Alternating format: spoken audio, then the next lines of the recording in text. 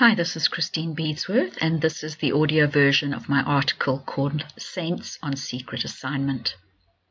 Some days I sleep soundly with hardly an interruption, and other days it is like heaven has showed up for home movie night. The night of the 13th of May was just such a night. I feel the Lord showed me something which is important, so I'd like to share it with you. In the first dream, I was listening to a woman telling a story to another woman about a man's dream. He had dreamed that a whole lot of fighter pilots were called up for active service because they were going to war. He was shown the airport tarmac, and it was covered with small fighter planes getting ready to take off. When he woke up from the dream, he related how he realized it was not just a normal dream that men would dream about their pastimes like planes or cars or catching fish. He had the strong impression that it was a spiritual dream and that God was showing him that he would be calling up fighter pilots in the spirit to go to war in the heavenlies for kingdom purposes. As I was hearing all this in my dream, I also heard God say, "In the days to come, the only safe waves to transmit important information will be dream waves. Hundreds of people will dream the same dream at the same time and show up to man their fighter planes." I was reminded by the Spirit of the events of Dunkirk in the Second World War, during which the Allied troops were trapped on the beach at Dunkirk, and a call was made by Churchill for civilian fishing boats to rescue them. Hundreds of small boats sailed across the English Channel and rescued the soldiers from certain death. I have also heard testimonies of whole villages of Muslims dreaming the same dream on the same night, in which Jesus appears to them and tells them to follow him. So what the Lord shared with me has already happened in certain places in the world, but I got the impression that we are entering a time when there would be a large-scale mobilization of fighting troops, skilled in air warfare or spiritual warfare. Now, in the time we are entering, God will be sending out instructions to various segments of his troops to present ourselves to go to war and wage specific spiritual warfare to rescue other saints trapped in the thick of battle. Because there is so much surveillance and control being instituted in all methods of communicating, whether by mobile phone or internet or email, the Spirit of God will be speaking to his servants in dreams of the night more and more. This is a method of impartation which cannot be stolen from you, if you are alert and diligent to steward what you receive. Sometimes you will be working alongside other warrior saints in the heavenlies on the same assignment. At other times he will dispatch single fighter jets to specific targets all over the world. The intention is to so pound the enemy strongholds with secret precision attacks that they will not be able to anticipate where to regroup next. Job 33 verse 15 says, "In a dream, in a vision of the night, when deep sleep falls upon men, in slumberings upon the bed, then he opens the ears of men and seals their instruction." The fact that I was listening to the dream being passed on between the two women indicates that whatever God is going to be imparting in the way of spiritual counsel will be shared and passed on face to face and tucked into the heart where it cannot be stolen or intercepted or tracked.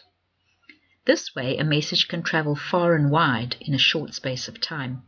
One person just has to tell one other person. And each pilot in their own fighter plane is connected with headquarters and the commander-in-chief, receiving direct instruction, even though they may be geographically very far apart. The battle is won in the spirit. As I was meditating on the contents of my dreams last night, the Lord reminded me of an incident that happened in late 2019. An intercessor friend and I had met at a geographical midpoint on a certain wine estate to share notes and pray together. As we strolled down the well-manicured paths, a large snake suddenly appeared on the pathway right in front of us. We froze and weren't quite sure what to do. Just then a man in bright orange overalls and Wellington boots came by, and we told him about the snake. He immediately leaped on it and crushed its head with his boot.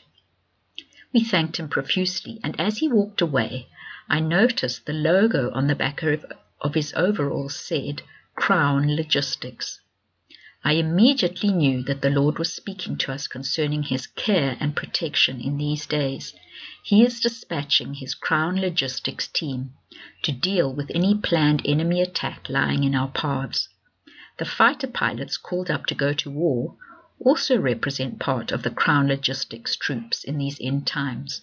Praise God that he watches over us and guards us like the apple of his eye. In the early morning watch, I surfaced briefly and wanted to sink back into sleep, but the Lord spoke quite sternly to me, saying, "Get up and record your dreams. From now on your dreams will be in great detail, and you will not remember them if you do not immediately record them." He was so right. Even sitting up and immediately writing down what I could remember, I knew there were some points that were eluding me, that were misty and vanishing into the background. Yet when I had dreamed them, I had had the strong impression I needed to remember those small details. Now I keep a notebook and pen next to my bed so I can scribble down the important details. And quite often, if I go back to sleep again, more detail is supplied in the next dream. 2 days ago, I had a dream in which an angel was instructing me, saying he had provided everything I needed for the day, and he indicated 2 video files on a screen. The one on the left was black and white and just had a play button, but the one on the right was in full color and had a button you could click on to download the full Technicolor version. In the dream, I had a great desire to see the contents of the color video. The angel warned me that it would only be available for download for 24 hours. The impression was that I could just watch my dreams playing out in the black and white version and go on with my life after waking up, or I could choose the full impartation intended to completely equip me, which was only available that day, opening the door for the Spirit to impart the full depth of revelation, truth, and counsel portioned me for the day. It reminded me of the daily manna that was provided by the Israelites to the Israelites in the wilderness. What they collected was to be digested that day. Any that was kept for the next day decayed and was worthless. I was so aware that what had been provided was vitally necessary to strengthen and equip me for the next step of my journey, and that I was to be diligent in thoroughly chewing and digesting what was imparted, always praying for more understanding and clarity.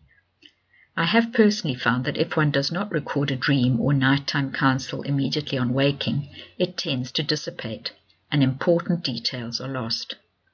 Also, while in the act of writing down the contents of the dream, understanding and wisdom seem to begin to flow. It is almost as if the Spirit waits to see if one is going to take what he has given seriously, and then he rewards the serious seeker with the full Technicolor download, which begins to flow even while writing it down. Our Father is so faithful to equip us with everything we need to live victoriously and fulfill our kingdom mandates in this season.